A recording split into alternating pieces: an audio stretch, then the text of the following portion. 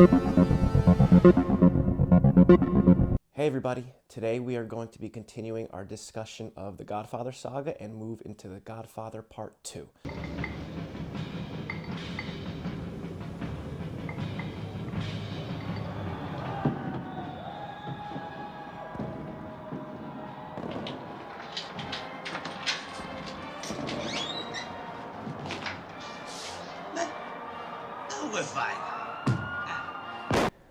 This opens up with an epic shot of Michael Corleone in a classic Gordon Willis lighting with his hand being kissed as the Godfather, and then we go back in time and we get the story of a young Vito Corleone growing up in his town of Corleone. His name was Vito Andolini at the time, because we do know he adopts the name later. And he's at a funeral for his father, and at this funeral his brother is also killed, and we learned that a mob boss of the area, the top guy, has killed the father and killed his brother and is probably going to kill Vito. And the mother wants revenge, so the mother takes Vito to this mobster's estate and asks him for mercy to not kill Vito, blah, blah, blah. And he basically says no, because when he gets older, he's going to want to kill me, so we have to kill all of you. She pulls out a knife to his neck, tells Vito to run. They blow her away, and now this little boy is lost in Italy, and eventually he makes his way to America and takes on the name Corleone of the town he grew up in. He's a young boy. The whole Ellis Island sequence is amazing. You know, my grandfather or great-grandfather came from Italy, so there's like a sentimental thing there. It's really such an interesting sequence. They show you the processing.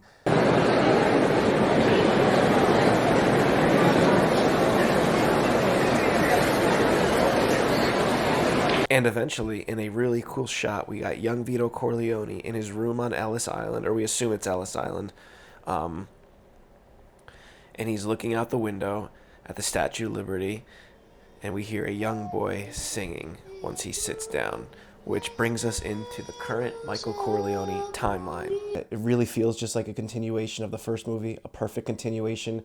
We're now following Michael Corleone as he is in control. He is the Don, and it's really not so much his downfall, but journey in this position of power for the whole film. It does end with him making his worst mistake, and we will get into that. But this film really centers around Michael's paranoia, his lack of trust, his cold relationship with his wife and his family, his fear of losing his family. And we open up in similar fashion to the first movie with a big party. This time it's at Lake Tahoe, Nevada, where they moved to at the end of the first movie.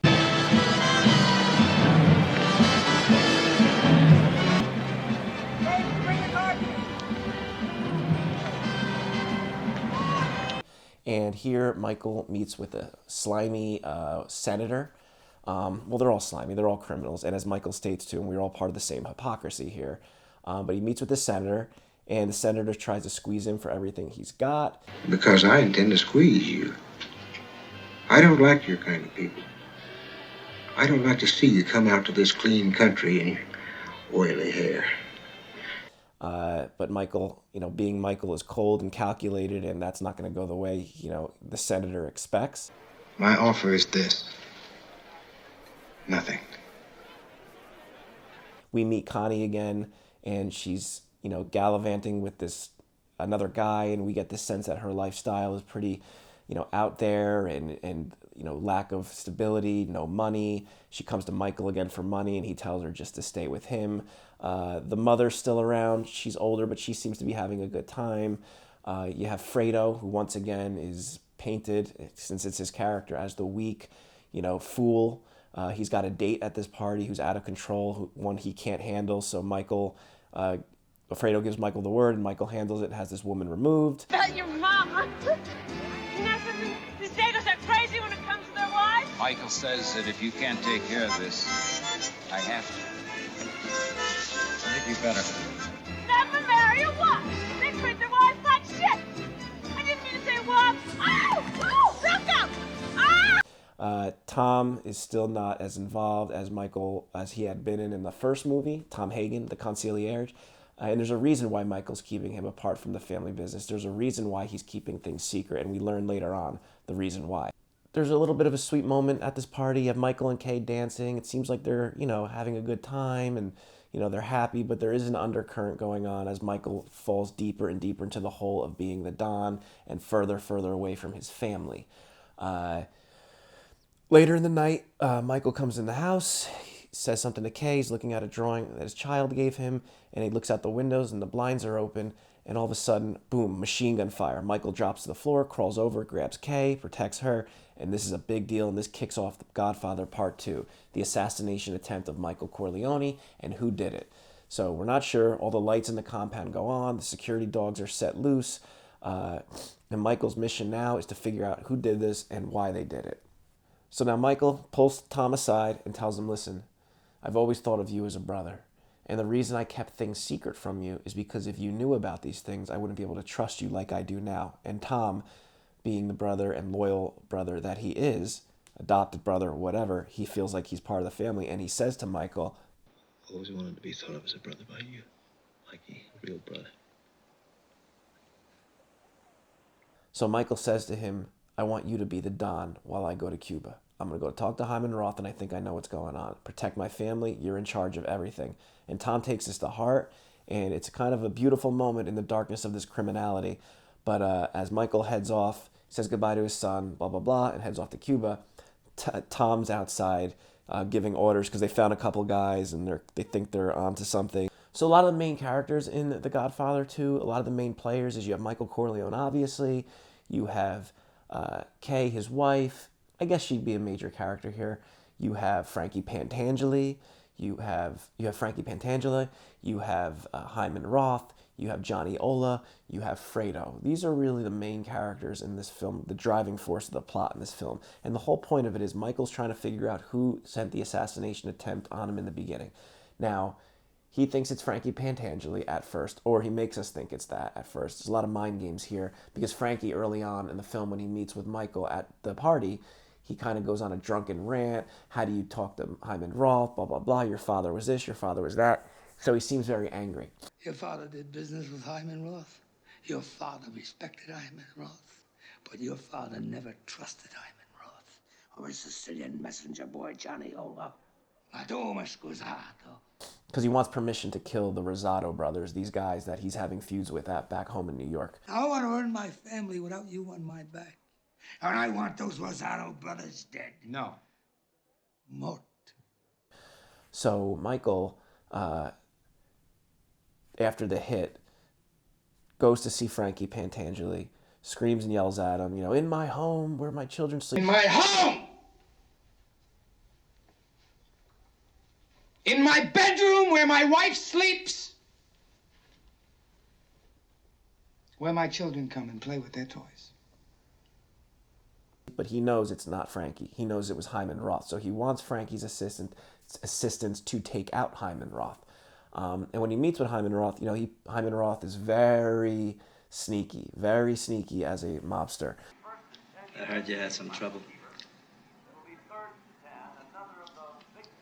Stupid. People behaving like that with guns. Michael says he wants to live forever. He wants Michael out of the way. And I think when he met with him in his little hot Florida bungalow type house, and the cinematography is amazing. They make you really feel like it's hot out at the time of year. It just, like I said in the first movie, it feels like a documentary almost, but with beautiful thought out shots. So now Michael's convinced it's Hyman Roth. He's going to eventually have him killed, and he wants Frankie's assistance with this. I want you to help me take my revenge. Michael, anything. What can I do? Long story short, moving forward, there's a hit on Frankie Pantangeli by the Rosado brothers in the bar. Really cool sequence. But when they go to kill him, they say, Michael Corleone says hello.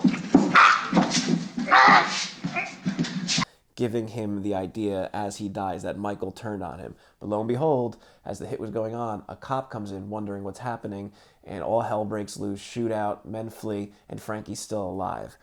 So he comes in later when the Senate has their hearings against Michael Corleone. So then we go to Cuba, and this is such an interesting sequence. It's shot beautifully here. It looks like it. It's just, in the heyday before the revolution was overthrown. It really captures that spirit. And Michael brings Fredo along, and Fredo is playing dumb, and we know the story. He pretended he didn't know Johnny-Ola. Lo and behold, he does know Johnny-Ola. In one of his drunken stupors, he says, "Oh, this place is great. Johnny-Ola shows me all the places. He knows all the good spots." And Michael's heart just breaks. And you can see in his face just how heartbroken he is that his brother is the one that basically set up the assassination of him. Whether it was meant that he knew that would happen, whether it was just his stupidity, or whether it was malicious, Michael's heart is just shattered in a million pieces, and Al Pacino captures this perfectly in this sequence without saying a word. See, and they still don't believe it. $50, Pat. Old man Roth had never come here, but old Johnny knows these places like the back of his hand. Now watch him, he's gonna break the cracker with us. Break a cracker? I want to see him break a brick. He could knock down a building. So Michael has a hit going out for Hyman Roth. It ultimately fails. His hitman, interesting character, comes out of nowhere, but it's got a certain look to him, some goon. He winds up getting killed. It's New Year's Eve. They're celebrating. And on the dance floor, while the revolution's happening outside, Michael grabs Fredo, and it's the iconic scene. I know it was you, Fredo. You broke my heart. You broke my heart.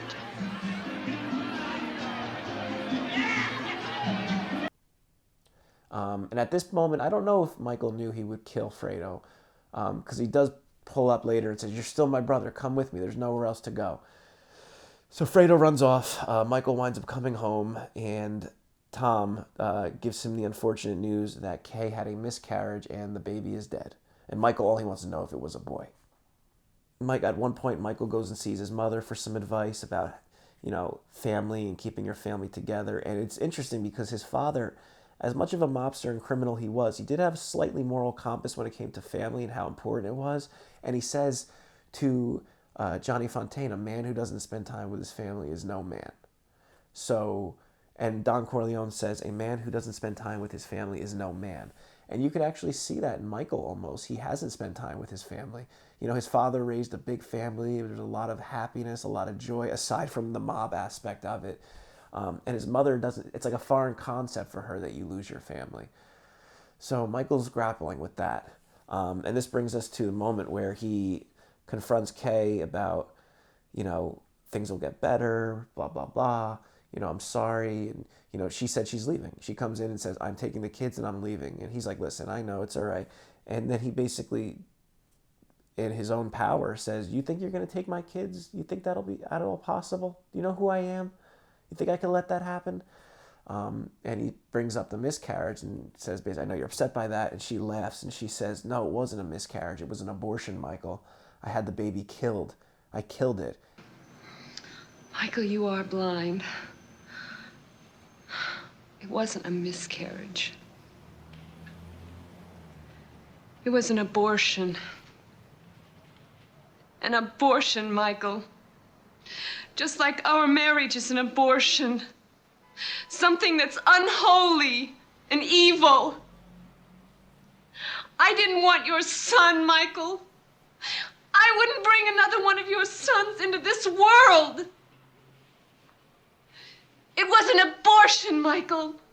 It was a son, and I had it killed because this must all end. And man, he turns into that monster. He just smacks her right across the face, and now it's that division of family. 2,000 years! Oh! So now Michael's even angrier, and he's cold. I mean, his heir was just aborted. And she told him to his face, he officially, now Michael is done with Kay. He sees his kids, and he's just colder and colder. I mean, later on, he just slams the door on her face.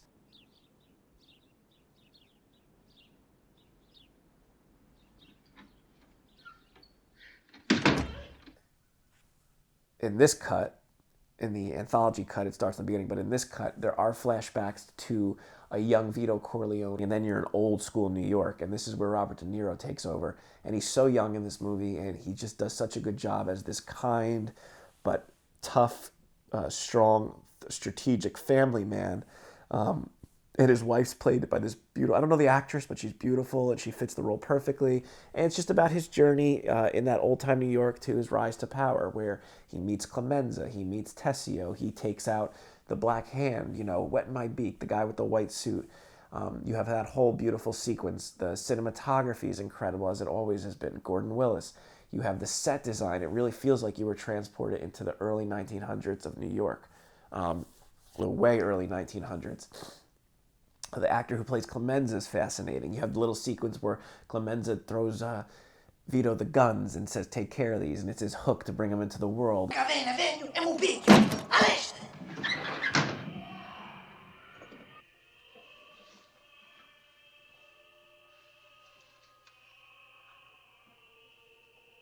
And then he brings him to the house to rob a carpet, and I don't know, it's just interesting. But there is this side of Vito that you see, and not a lot of the other characters. You have him working in this grocery store, and he gets fired because the Black Hand wants a job for his nephew. So the owner feels terrible and has to send Vito off, and he gives him all these vegetables to take home to his wife, and he won't take them. No. Portici chi sta tuo figlio. Grazie lo stesso. Per favore, Vito. Grazie lo stesso, ma non posso accettare. È per tua famiglia. Non ci cade capelli. Per favore, Vito. He did too much for him. So there's a very deep moral compass for this guy. But his initiation and his involvement in the mob really has become a survival mechanism to him. And he learns that this Fanucci guy, this Black Hand, who's the big mobster at the time, is, extorting a lot of people, running, roughshod over a lot of people. So he tells Clemenza and a young Tessio, I'm going to handle it. And the scene where they're eating spaghetti in the house, it just is incredible because it makes me hungry all the time. I mean, both these movies make me hungry. I don't know what it is. I'm sure a lot of people can relate. Vito, ci pensiamo neauci. Ah sì, ma io e solo, neauci siamo tre. E io e Armando. Panucci, qualche altro, Aragoghi, Pimaranzano. So Vito's tells Tessio and tells Clemenza, I'll take care of it. I'll tell the Black Hand I got a plan. I'll have to get him off our back or whatever. So eventually he just kills him in the amazing sequence of the parade and the rooftops and, the music and, how De Niro and young Vito wraps the gun in the cloth and it catches fire when he shoots him, and the way he disposes of the gun, and now he's become the top guy and he starts, rising up a little bit. He's got his office with the olive oil business and he's doing little favors here and there. And eventually he goes back to Sicily to get revenge on the guy that killed his mother, brother, and father. And that sequence in itself is really well done. And he's got all of his little boys now. You get a little Michael Corleone, you get a Sonny, you get a Fredo, I think you get a Connie, I'm not sure. Maybe when they're on the train in Sicily. But in this version, it cuts back and forth to that with Michael thinking, not necessarily about his father, but in moments of silence, Michael is sitting there and then it'll cut back to this, or wherever in the movie. It just, we cut back and forth to present day Michael Corleone and Vito's journey. But in the anthology version, which is where I grew up, either it's the Godfather Saga, I think it's called the anthology, which is the version I watched growing up, it starts off with Vito Corleone and tells it to you chronologically. And that's the first way I saw this movie. So that's almost why part 1 and part 2 are one big movie to me, because that's just how I watched it originally. But, a lot of people like The Godfather 2 over Godfather Part 1, and I can see why. It's more of an epic saga. It's longer. It's got more interesting characters, where the first one's a little bit more isolated, but they're the same to me. It's almost impossible in my book to say which one's better than the other, because they're just exceptional pieces of art. E vi garantisco che io si big so che ci rogno io. Now, during all this, you have the Senate hearings where Michael's under investigation. The original senator from the first movie's in the hearings, but now they have him under their thumb because they did set him up with the death of a prostitute earlier in the film, where he wakes up and there's a dead woman with him and he's confused, and then here comes Tom Hagen. Oh, we'll help you. This is Brother Fredo's place. I thought I could help you, Senator.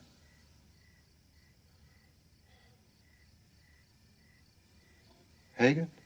So now the senator, who is now under their control, basically speaks up for Italian Americans, says this is a disgrace, blah, blah, blah. So again, it's the mob at work to cover for Michael. But little did Michael know that Frankie Pantangeli is alive, and he finds this out before the Senate brings him in as their star witness, which they claim he's ready to spill all. So in knowing this, Michael has Frankie's brother from Italy thrown on a plane, brought over to the U.S. to sit in on these hearings. The guy doesn't speak a word of English, and it's a weaponized move to have Frankie not say boo, because either his brother will get killed or he's going to shame himself in front of his brothers. So Frankie is now just, I see nothing, I know nothing. And the Senate's infuriated because they have affidavits from him to implicate Michael, but now he's not giving them anything. I don't know nothing about that. Oh. I was in the olive oil business with his father, but that was a long time ago, that's all. So that hearing is all, thrown up into shambles, and Frankie leaves, and now he's put in prison. Michael sends his brother back home, and, this is before Kay admitted to Michael the abortion and them divorcing or separating or whatever. But she knows, she's onto it. She goes, why did Frankie Pantangeli's brother come out here?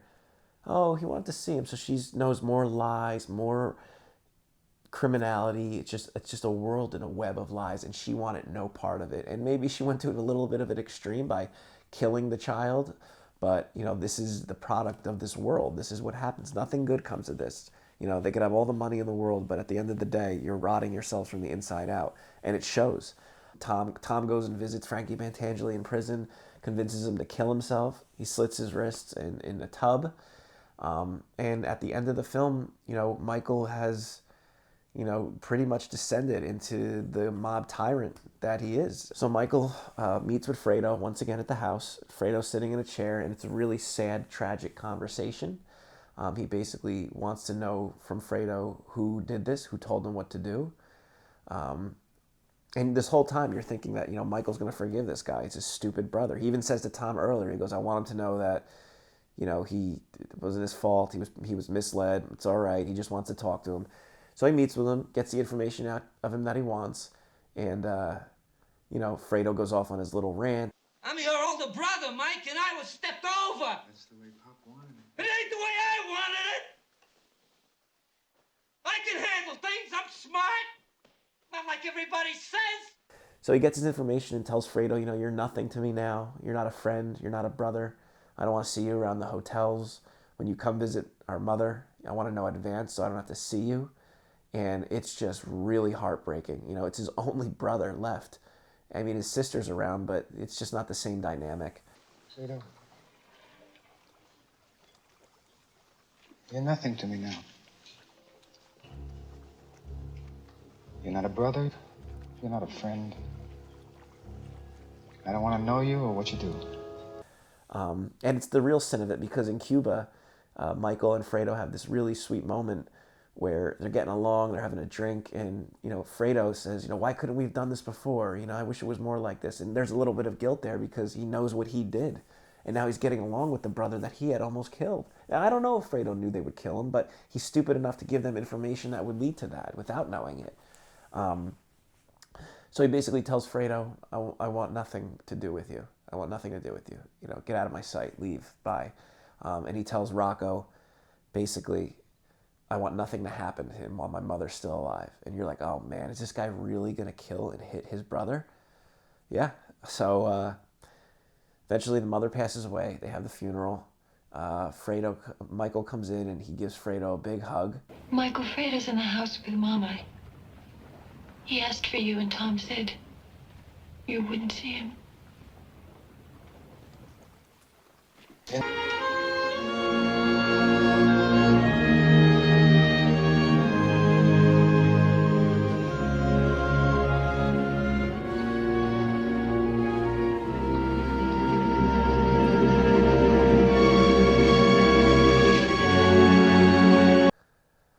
And it looks like they reconcile. Fredo holds on to him, and it's just this beautiful moment, but, I don't want anything to happen to him while my mother's alive. And at the end of the movie, they're getting ready to leave, do something. Fredo's going to go fishing with his nephew, Michael's son, Anthony. They call him back, so Fredo's going to go out alone. No! Michael wants to take him to Reno now. Oh, shit. Okay, kid, you gotta go to Reno with your pop. Come on, Anthony, I'll take you fishing again tomorrow, okay? Huh? Ah, boy. Hey, Anthony. Listen, I'll catch one for you with the secret, huh? All right? Okay, go ahead. Okay, Al, let's go. Holy Mary, Mother of God, pray for us sinners.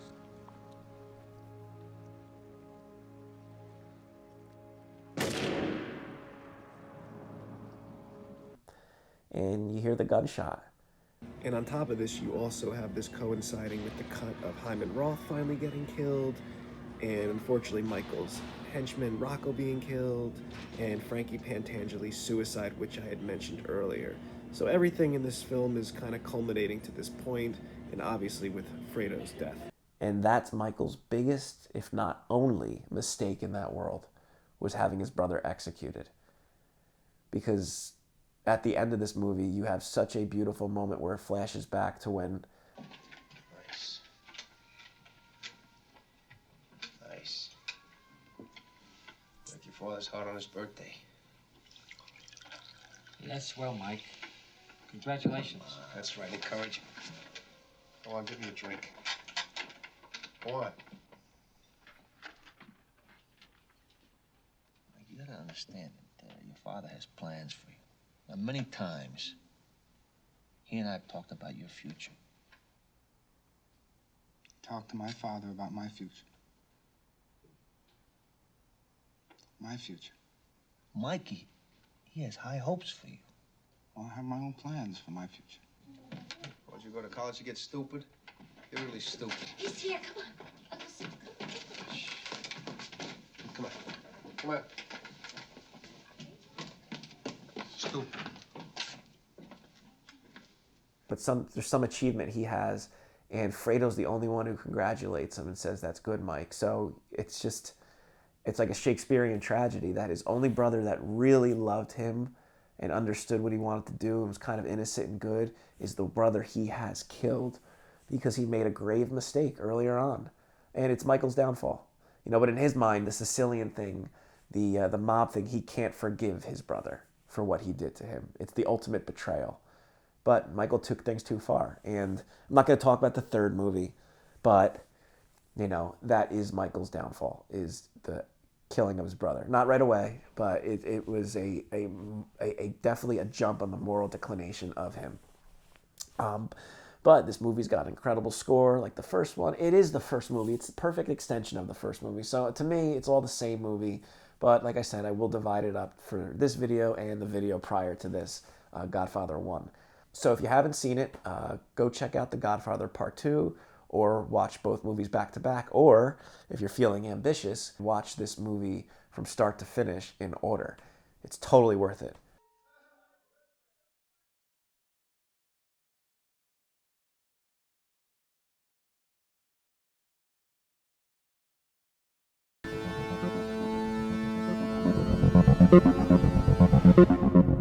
Thank you.